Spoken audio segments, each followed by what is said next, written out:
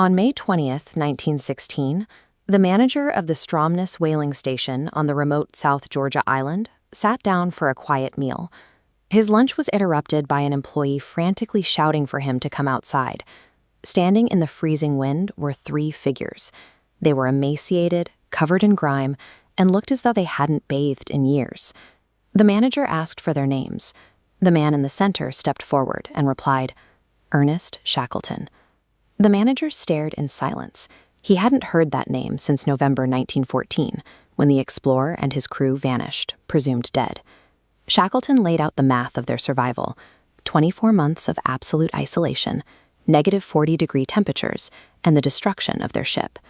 Their arrival at South Georgia marked the end of a 2-year struggle against shifting ice, zero visibility blizzards, and a complete absence of external help. The mission, dubbed the Trans-Antarctic Expedition, began in August 1914. This map illustrates Shackleton's straightforward plan: land a team at the Weddell Sea and walk across the entire Antarctic continent on foot to a rendezvous point of the Ross Sea. But by January 1915, as their specially designed ship pressed into the Weddell Sea, the environment turned against them. The liquid ocean gradually hardened into a thick layer of pack ice. Progress slowed to a crawl, until the vessel finally ground to a complete halt. The ship was hopelessly locked in a frozen grip, unable to move forward or backward. With the Endurance frozen solid, Shackleton's mission objectives dissolved. The focus narrowed to a single daily priority: keeping his 28 men alive in the encroaching Antarctic winter. The massive ice sheets floating around them were never entirely still. As the ocean currents shifted beneath them, thousands of tons of jagged ice ground together, applying immense pressure against the ship's wooden hull. On April 14th, the ice finally snapped the timber. Steel bolts shot out like bullets as freezing water poured in, forcing the men to abandon their shelter. Shackleton immediately established a rigid daily routine to keep his men focused. They pitched tents directly on the frozen ocean, creating a settlement they named Ocean Camp. For months, they survived by hunting seals and penguins, all while the floating ice drift carried them 2,000 kilometers away from their intended destination. Finally, on November 21st, 1915, the battered remains of the Endurance slipped beneath the ice completely. Stripped of their vessel, the 28 men were now adrift on a melting raft with no solid ground beneath their feet. By April 1916, their situation escalated. The ice sheet beneath their camp began to crack and split apart. Left with no other option, Shackleton ordered the crew to launch their 3 salvaged lifeboats into the water. The men rowed exhaustingly through treacherous ice-choked waters. They were freezing, soaked, and subsisting on tiny rations of biscuits and powdered cocoa as their physical condition rapidly deteriorated. After a week of agonizing effort, they dragged their boats onto Elephant Island.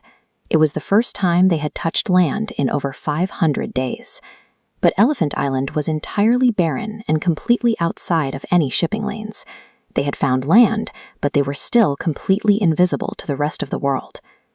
This map outlines Shackleton's desperate next move: take 5 men and sail 1,300 kilometers across the Drake Passage in a modified lifeboat to reach the whaling station on South Georgia Island. The Drake Passage is a volatile stretch of ocean. The 6 men rowed and sailed their tiny boat directly through hurricane-force winds and 12-meter-high waves that constantly threatened to swallow them. They reached South Georgia on May 10th, but they landed on the uninhabited side. To reach the station, Shackleton and 2 men hiked across 40 kilometers of unmapped mountains with absolutely no climbing gear. They marched continuously, scaling peaks and descending into unknown valleys. Technology had failed them completely, leaving only physical endurance to carry them over the final summits.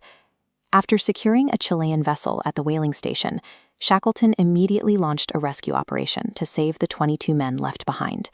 He was forced to turn back 3 separate times due to impenetrable sea ice.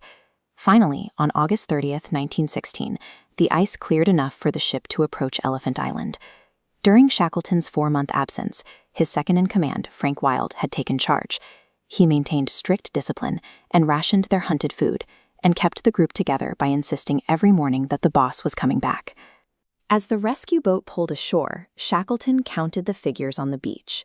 Every single one of the 28 men had survived. Shackleton returned to civilization without having stepped foot across the continent. He brought back something rare: all 28 members of his crew, alive and accounted for.